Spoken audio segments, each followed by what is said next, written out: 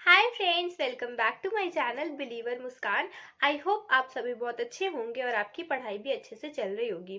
So friends, आज मैं इस वीडियो में बात करने वाली हूँ ऐसे 5 मिस्टेक्स के बारे में जो कि बहुत ही ज़्यादा इम्पॉर्टेंट हो जाते हैं उन बच्चों के लिए जो डीएलएड कर रहे हैं। तो अगर आप भी डीएलएड कर रहे हो तो इस वीडियो को पूरा ज़रूर देखिएगा। तो चलिए शुरू करते हैं।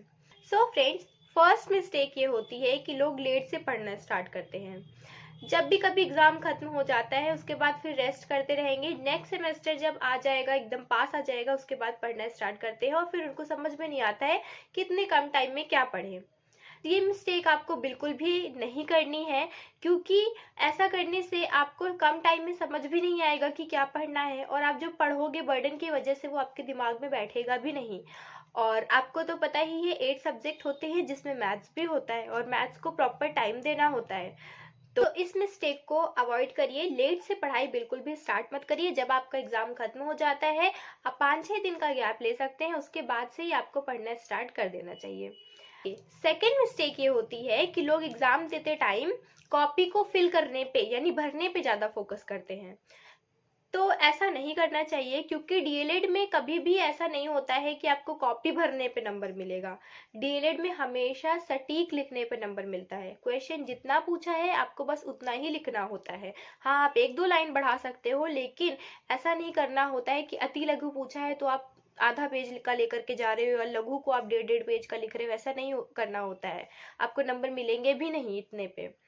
मिलेगा उतना जितना आपने सही लिखा होगा। भरने पे बिल्कुल भी नंबर नहीं मिलेगा। तो आपको इस मिस्टेक को अवॉइड करना चाहिए। थर्ड मिस्टेक ये होती है कि लोग रट्टा मारते हैं, यानी लर्न करने की कोशिश करते हैं डीएलएड में। सो फ्रेंड देखिए, 8 सब्जेक्ट होते हैं, आप कितना लर्न करोगे? और जब एग्जाम होता है तो इतना कम टाइम होता है कि आप रिकॉल ही नहीं कर पाओगे चीज़ों को। आपके पास क्वेश्चन पेपर आया, कॉपी आई, आपको तुरंत लिखना होता है। आप याद करने बैठोगे तो टाइम चला जाएगा। तो बेस्ट है कि आप रट्टा मत मारो, आप चीज़ों को समझो, ताकि आप जब क्वेश्चन को देखो आप अपनी लैंग्वेज में उसको बना करके लिख सको। तो इस चीज़ को अवॉइड करना होगा आपको, और लर्न नहीं करना है, चीज़ों को समझ करके चलना है।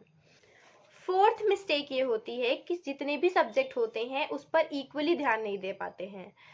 सो फ्रेंड्स देखिए, डीएलएड में 8 सब्जेक्ट होते हैं। कुछ बच्चों को एसएसटी पसंद होता है, कुछ को मैथ्स पसंद होता है, कुछ को इंग्लिश पसंद होता है, कुछ को हिंदी पसंद होता है।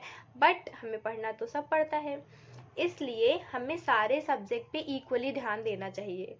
और मोस्ट ऑफ द टाइम मैंने देखा है कि बैक भी इसीलिए लगता है, क्योंकि जिनको संस्कृत नहीं अच्छी लगती वो संस्कृत उतना पढ़ते नहीं है, तो इस वजह से बैक लग जाता है। लेकिन आपको समझना होगा कि डीएलएड में 8 सब्जेक्ट हैं और 8 सब्जेक्ट में अच्छे मार्क्स लाना मतलब 50% मार्क्स तो लाना ही पड़ेगा, तभी आप पास हो पाओगे। तो सभी सब्जेक्ट पे इक्वली ध्यान देना चाहिए। Okay, the fifth mistake is पढ़ने का तरीका। सो फ्रेंड्स देखिए, डीएलएड में पढ़ने का तरीका ये होना चाहिए कि सबसे पहले तो आप ऑब्जेक्टिव अच्छे से पढ़ लो, कि अगर कहीं से भी कोई भी क्वेश्चन आए तो आप फटाक से उसका आंसर दे सको। उसके बाद अति लघु आता है, अति लघु आपको अच्छे से पढ़ लेना चाहिए। और आप चाहो तो लघु और अति लघु आप याद कर सकते हो, ज़्यादा होता भी नहीं है, 1-1 लाइन का, 2-2 लाइन का होता है। कुछ क्वेश्चन 3 लाइन में चले जाते हैं, नहीं तो most of the question 1-2 line में हो जाते हैं। तो आपको अति लघु और ऑब्जेक्टिव वाले जो होते हैं वो आपको अच्छे से पढ़ लेने हैं। उसके बाद जब लघु आता है तो लघु को आपको समझ के पढ़ना होता है, और अगर आपने अति लघु अच्छे से पढ़ रखा है ना तो आप लघु भी बना लोगे। इसीलिए कहा जाता है कि आप अति लघु अच्छे से पढ़ लो। लघु को पढ़ने का तरीका क्या होता है, तो लघु में आंसर जो होते हैं वो थोड़े लॉन्ग होते हैं, तो आपको उसको स्टोरी के जैसे पढ़ लेना है। आप 2-3 बार अच्छे से पढ़ लीजिए। जब आपके माइंड में आंसर सेट हो जाएगा तो उसके बाद आपको बंद करना है अपनी सीरीज को, और फिर उस आंसर को अपने से बोलना है, मतलब उसके बारे में आपको अपने से बोलना है। देखो आप कितना बोल पा रहे हो, ठीक है? और अगर आप बोल लोगे तो आप एग्जाम में भी लिख लोगे उसके बारे में। और अगर मैं अपनी बात करूं तो मैं क्या करती थी, मैं लघु पढ़ लेती थी अच्छे से। उसके बाद मेरी सिस्टर है, वो भी डीएलएड कर रही है, मैं उसको बुलाती थी कि आओ इधर आओ, मैं तुम्हें समझाती हूँ, और फिर मैं उसे आंसर वो समझाती थी विदाउट बुक। तो उसको समझाते समझाते मुझे भी लर्न हो जाता था। तो आप भी ऐसा कर सकते हो, किसी छोटे बच्चे को पकड़ लो, आओ मैं तुम्हें समझाती हूँ, और आप उसको समझाओ। बेसिकली आपको करना क्या है कि आपको बुक बंद करके या तो खुद से या किसी और को वो आंसर सुनाना है अपनी लैंग्वेज में, तो फिर आपको याद हो जाएगा वो सारी चीज़ें। सो फ्रेंड्स, ये कुछ इंपॉर्टेंट पॉइंट्स थे जिसको मैं फॉलो करती थी, इसलिए मैंने आपके साथ शेयर किया।